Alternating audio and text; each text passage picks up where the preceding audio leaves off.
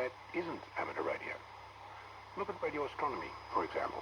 One of my friends is an astronomer, and we've been having loads of fun learning from each other.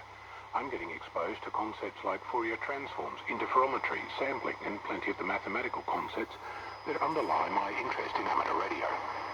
Then there's things like physics. While I've always been interested, long before I met my physics teacher in high school, who helped me kick off a career in computing, I've been playing with light bulbs, batteries, disassembling old hardware like the valve radio that I was given when I was about 12 or so. There's the continued curiosity about audio. I've been making mixtapes since I was 9, and it has blossomed into an ongoing interest in audio production, some of which is reflected in my weekly podcast and fueled by my hearing loss. My interests outside amateur radio have always been wide and varied.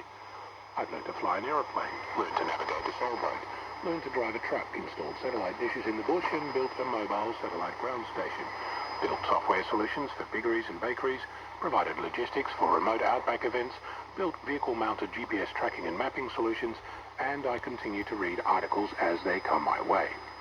What amateur radio has given me is a context, a framework, if you like, to bring together these wide-ranging fields and make them hang together. An obvious, though simple example, is learning the phonetic alphabet. In amateur radio, it's a given that you'll need to learn that so that you can effectively communicate using a poor signal path.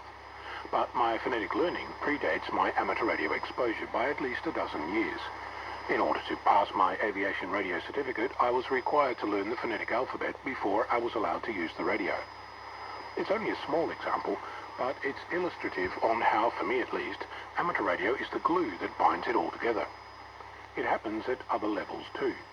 I've mentioned in the past that looking at a television antenna on the roof of any house before getting a license was a non-event. Today, I can't look without thinking about propagation, how the antenna is aligned, and if it's installed back to front or not. Once you know a thing, it's hard to unsee or unlearn the background of it.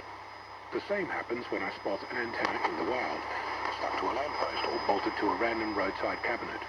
Previously, they would go unremarked.